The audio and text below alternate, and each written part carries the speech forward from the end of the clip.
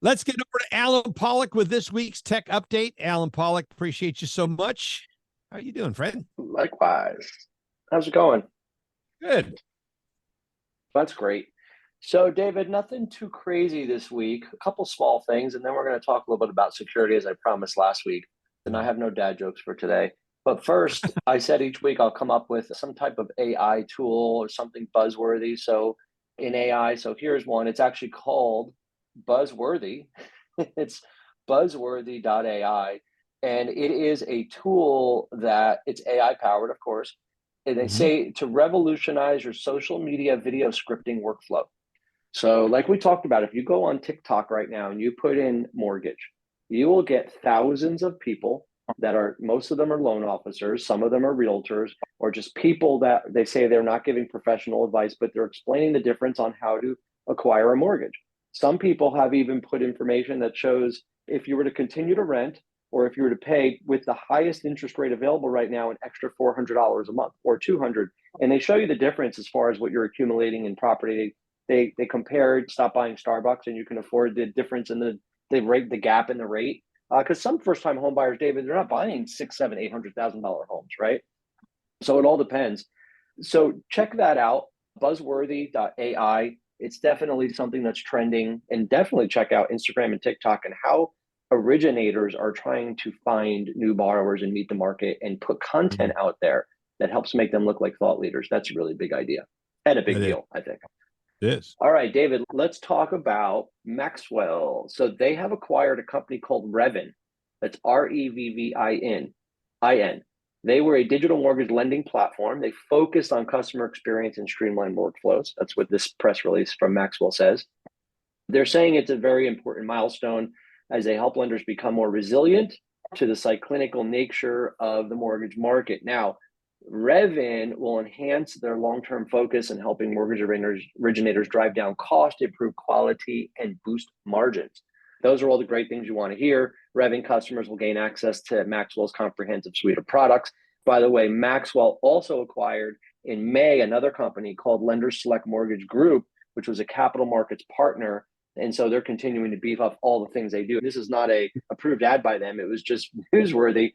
But if you've never been to Maxwell's website, go check it out. They've got a whole bunch of different things that they do. Definitely the company's expanding and growing and doing their best to help us help homeowners get into their houses. All right, David, the next item I wanted to talk about today is Blend. They just integrated with Freddie Mac's AIM, that's AIM, check API, which is really interesting because I think Freddie is not always out there as an option, right? They're second thoughts sometimes, in some cases, not all the time.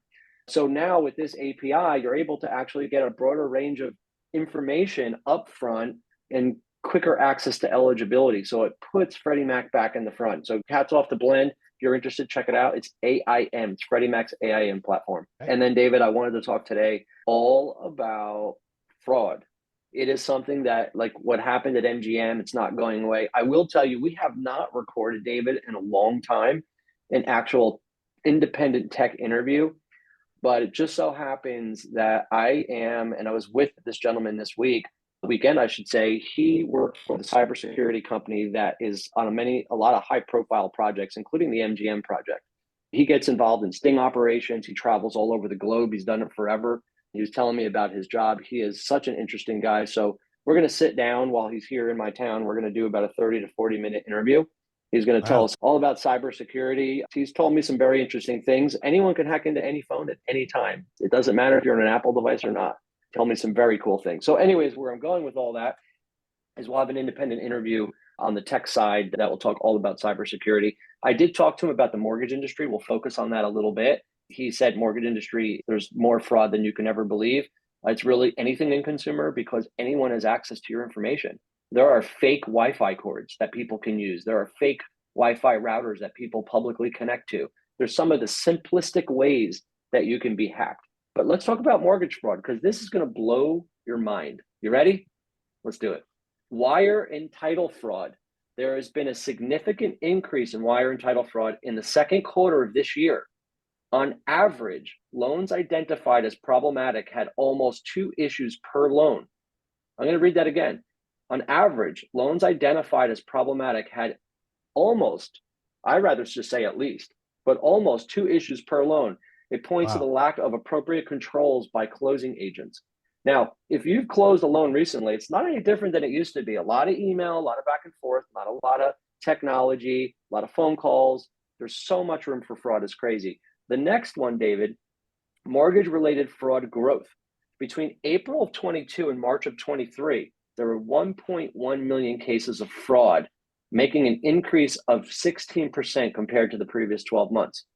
That means people are still trying to fraud lenders to buy homes and do different things, pretend they are different people, or to pretend they have money that they don't have. It is still going on. I guarantee people just still think they can beat the system. That's really what it is. And some people clearly are. Get this one, false or staged income. Lenders have reported seeing more examples of false or staged income, altered or fabricated pay slips, and fake bank statements. That's why as lenders and as technology solutions, systems like Plaid are being used, and our friends over at FormFree, because of the technology that automates, not only makes the process faster and less expensive, especially in closing time, but also gets you accurate information. You can't fake that. It comes directly from the source. And then I'll give you one more, David. Get this.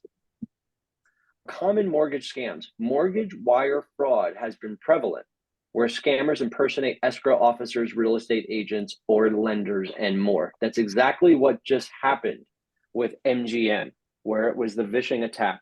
They called help desk. They pretended that they needed to reset their password over the phone. The folks at the MGM help desk, where you spend all your money at the casino, simply said, sure, they took care of it. And then somebody got access and shut down 22 or 23 casinos. So with that being said, it is absolutely clear that we need our guard up. Can never let your guard down. I wouldn't be surprised if there's going to be more tech solutions in our industry to help connect or identify fraud. The problem, David, is we have so many tech solutions. So even if you close a loan, the title agent has a platform. The mortgage underwriting group has a platform. Some people outsource that. Then you've got the origination platform where you submit. There's so many technology platforms that as a borrower, you can actually be confused.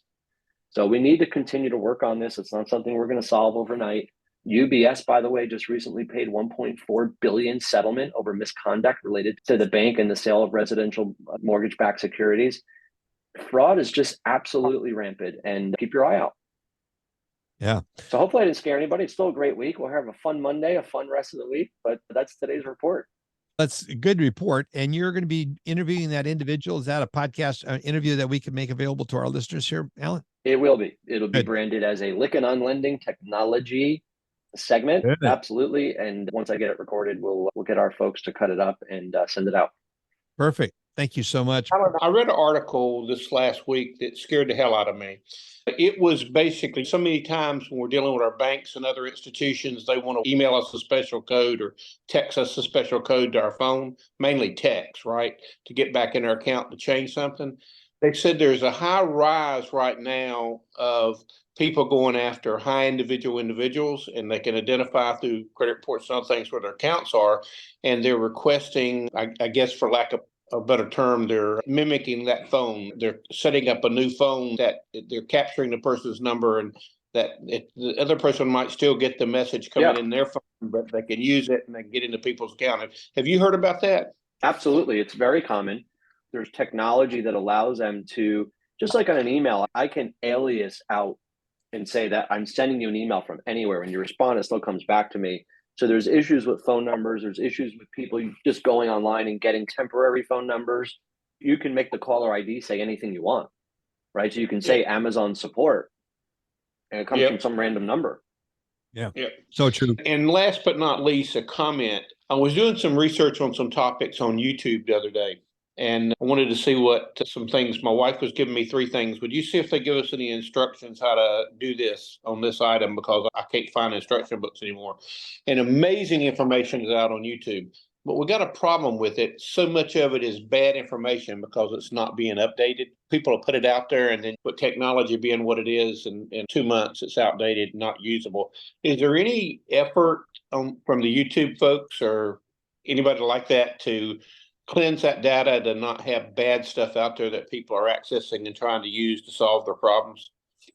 Or is that just open forum? Honestly, Mark, what a fantastic conversation. and a thought. I have absolutely no idea. I'll research that a little bit, but I really don't know. And I know what you mean. Anyone can post anything, and there's a lot of just bad or false information. I don't know how we cleanse that. It's because it's everywhere, but that's a great thought process. Yeah, I agree. Mark, anything else? No, sir. Thank you. All right.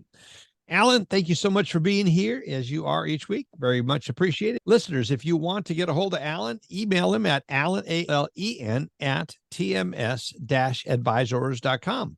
Alan is also the COO of Candid Inc. And Garrett and company do a great job. It's a new POS CRM system that's in the market. Alan, appreciate you being here, friend. Likewise, Thank you, thank Alan. you.